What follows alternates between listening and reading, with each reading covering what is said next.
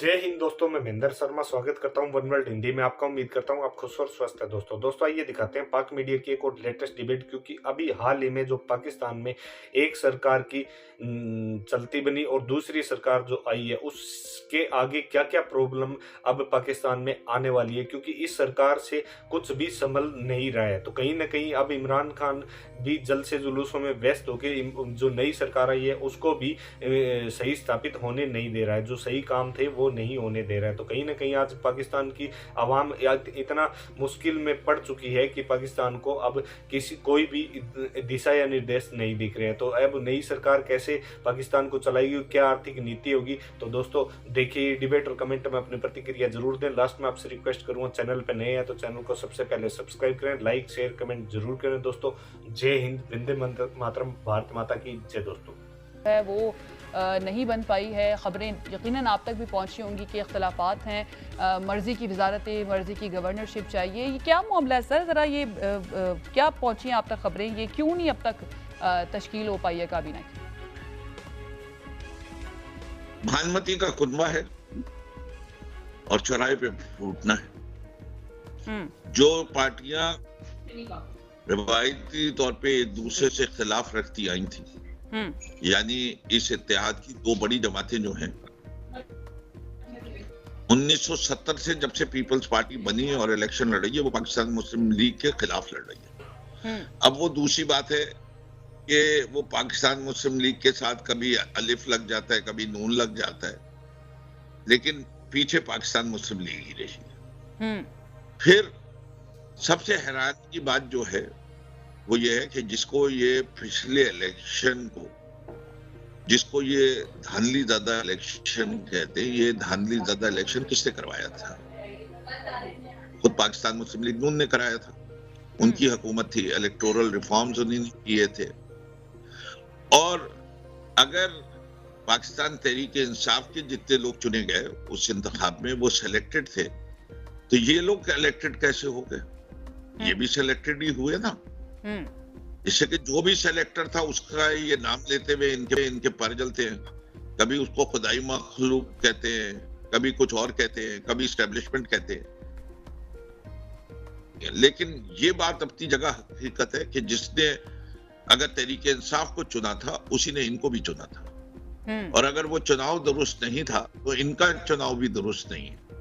अगर ये एक आईनी बुरहान हो चुका है तो और हम सब लोग मुल्क से मोहब्बत रखते हैं, तो इस आईनी बुरहान का हल क्या है? वो है फौरी इंतखाब। इसके अलावा कोई और हल नहीं है। ये जो इनकी काविश है कि ये हुकूमत में आके रिफॉर्म्स ले आए। कौन से रिफॉर्म चाहिए? पहले तो नैब से छुटकारा चाहिए, फिर वोटिंग मशीन से छुटकारा चाहिए, फिर उसके बाद इन्हें ओवरसीज वोटर से छुटकारा चाहिए। ये कोई जायज बातें नहीं है, इसलिए कि वोटिंग मशीन दुनिया भर में टेक्नोलॉजी का इस्तेमाल हो रहा है, और जो पाकिस्तानी 90 लाख बैरून मुल्क रहता है वो डिसइनफ्रेंचाइज क्यों हो? और नैब जिस मुल्क के अंदर करप्शन इतनी हो उसमें नैब जैसे इदारे को दुरुस्त करने की तो जरूरत होती है, खत्म करने की नहीं हो सकती। सही। तो मैं ये समझता हूँ ये भानुमति का कुनबा है, ये चौराहे में फूटेगा ही, आज नहीं तो कल फूटेगा। हमें 2 इत्तेहादियों 3 इत्तेहादियों को लेके चलने में इतनी दिक्कत हुई थी, ये तो बहुत ज्यादा इत्तेहादियों को लेके चल रहे हैं। माइनॉरिटी गवर्नमेंट्स डोंट लास्ट, और ये मुल्क ये अनसर्टेनिटी को और ज्यादा बर्दाश्त नहीं कर सकता, इसलिए इसको सर्टन करने के लिए जरूरी है। और ये जो इलेक्शन कमीशन ने बात कही है ना कि हम इलेक्शन करवा नहीं सकते, तो इलेक्शन कमिश्नर को उस दिन ये बात कहनी चाहिए थी जिस दिन ये कानून पास हुआ था इलेक्शन कमीशन इलेक्टोरल लॉस का, कि मैं अगला इलेक्शन 90 दिन में नहीं करा सकूंगा। अगर 90 दिन में कोई इलेक्शन होगा तो वो इन असूलों पे होगा, और इतने दिन बाद वाला जो इलेक्शन होगा वो वोटिंग मशीन से होगा। अगर उन्होंने ये बातें नहीं की तो इसके माने इलेक्शन कमिश्नर जो है वो उसने जो कोर्ट में बयान दिया वो दुरुस्त बयान नहीं है, और वो पूरी कौम के सामने जवाब देगा। इसीलिए आज वज़ीर आज़म ने भी कहा है कि हम चीफ इलेक्शन कमिश्नर के खिलाफ असल में वो आईनी जिम्मेदारियां नहीं पूरी कर रहा। ठीक है, ठीक है। शहजाद चीमा साहब, बिल्कुल आईनी जिम्मेदारी नहीं पूरी ठीक कर है, ठीक है। नकवी साहब, शहजाद चीमा साहब, सर आप सुन रहे हैं फिरदौस शमीम नकवी साहब की बात। ये मामला जो है, आपको लगता है बात वैलिड लगती है कि जब पाकिस्तान तहरीक इंसाफ की गवर्नमेंट अपने इत्तेहादियों के साथ इस तरह से नहीं चल सकी, नहीं संभाल सकी, तो आप लोगों की जो इस वक्त 12-13 जमातें इस वक्त शामिल हैं इस हुकूमत के अंदर, आसान है काबीना को तश्कील देना ही? इवन हम देख रहे हैं कि 8 दिन हो गए अब तक नहीं हुई काबीना की तश्कील। उसके बाद दीगर मामलात हुकूमत के चलाना आसान होगा इस नई हुकूमत के लिए इन इत्तेहादियों के साथ? जी बहुत शुक्रिया। इनके गैर फितरी इत्तेहाद 3.5 पौने 4 साल चल गया। मतलब एनकेएम के मुतालिक इनके जज्बात, इनके अल्फाज, इनके बयानात, पीएमएलक्यू के मुतालिक इनके बयानात, ये सारा कुछ मंजर आम पर है, कैमरे की आंख में महफूज है, गाए बगाए कैमरा उसको चलाता भी है। अगर वो 3.5 पौने 4 साल चल गया तो ये भी 1.25 साल जो बाकी मानदा आईनी मुद्दत है 5 साल की, ये भी चल जाएगा। और वो तो एक तहरीक थी जिसका नाम इंसाफ के नाम को बदनाम करने के लिए था, उसका गैर फितरी इत्तेहाद था। ये सारी जमातें तो सियासी जमातें हैं, इनके पीछे तो हिस्ट्री है, और खासतौर पे पाकिस्तान पीपल्स पार्टी के पीछे तो जमहूरियत और आइन की बका और सलामती की बहुत लंबी तारीख है। नंबर 1। नंबर 2, इन्होंने नकवी साहब ने एक चीज तस्लीम की कि आईनी बहरान है, शुक्र अल्लाह का कि पीटीआई ये चीज तस्लीम कर रही है। आईनी बहरान पैदा किसने किया? और आज जिस आईनी बहरान का सलूशन आप कबल अज वक्त इंतखाबात को गर्दान रहे हैं, तो 7 मार्च को मेरे चेयरमैन बिलावल भुट्टो लदाई साहब ने लाला मूसा के जलसे में कहा था कि मैं तुम्हें 24 घंटे देता हूं, तुम इन 24 घंटों में असेंबलियां डिसॉल्व करो और नया इलेक्शन कॉल करो। आप कर देते। 7 मार्च को आपने सुना और आप आखिरी दम तक आप अपनी जगह पे मौजूद थे। यकलख्त आपको हफ्ता पहले आप पे एक नजूल हुआ कि नहीं, इस मुल्क का और आइन के बहरान से निकलने का हल वो तो नए इंतखाबात हैं। ये यकलख्त क्या इसमें फिर आपका एक यूटर्न, इसके पीछे आपकी क्या हिकमत है कि आप मुल्क को इस नहज पे पहुंचा के आप इखलाकियात के मुल्ज़िम में, आइन के मुल्ज़िम में, कानून के मुल्ज़िम में, जमहूरियत के मुल्ज़िम में आप यहाँ पे ले जाके, और क्या कौम इस वक्त मुतम्मिल हो सकेगी कि आपने दोबारा गुमराह करके इस कौम को, इस अवाम को और इस मुल्क की यूथ को इस नहज पे आप हीट ले जा चुके हैं। आप चाहते हैं कि इलेक्शन हो और खूनी इलेक्शन हो। आप जज्बात को कहां उभार चुके हैं, आपको अंदाजा है इस चीज का? और आप अपनी तकारीर में बारहा दफा आप और आपके नुमाइंदगान ये फरमाते हैं कि अगर ऐसे हुआ तो अमन रहेगा, कंडीशनल अमन। ये कौन सी जमहूरियत है? ये कौन से लीडर के असूल और ज़वाबित है कि मेरी मर्जी तो अमन, और अगर मेरी मर्जी नहीं, कानून की और आइन की सुप्रीमेसी, तो बदअमनी। तो इसलिए मैं तो कतन इस चीज के ये चल जाएगा।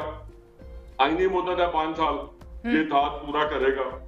पीडीएम जौन सी है उसको थोड़ा सा अपनी मुशावरत बढ़ानी पड़ेगी, और पीडीएम को मेरी दरखास्त होगी कि वो अपना एक स्पोक्स पर्सन, जैसे कि चेयरमैन इनके थे मौलाना फजलुर रहमान साहब, कि अपनी मुशावरत के बाद इनकी एक पॉलिसी स्टेटमेंट आया करे ताकि इसमें वकार चीमा साहब, मौलाना फजलुर रहमान ने ही अब मुतालबा कर दिया है नए इलेक्शन का, और असेंबली में भी हमने देखा ख्वाजा आसिफ साहब वो भी ये कह चुके हैं कि नए इलेक्शन जो है वो फौरी तौर पर होने चाहिए, जल्द से जल्द होने चाहिए।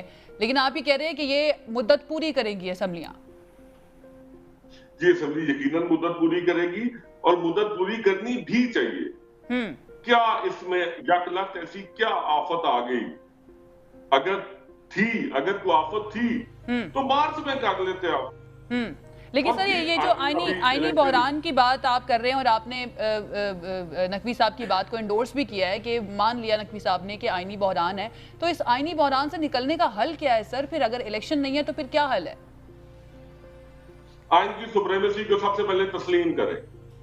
आप एक तरफ आईनी बहरान क्रिएट करते हैं, दूसरी तरफ आप फिर किसी और सूबे में किसी और आईनी एक ऐसी हरकत कर देते हैं कि जिससे न सिर्फ जमहूरियत का, सियासी जमातों का, मुझ जैसे छोटे सियासी कारकुनों का, पूरे दुनिया में, पूरे आलम में पाकिस्तानी कौम का सर नदामत से झुक जाता है।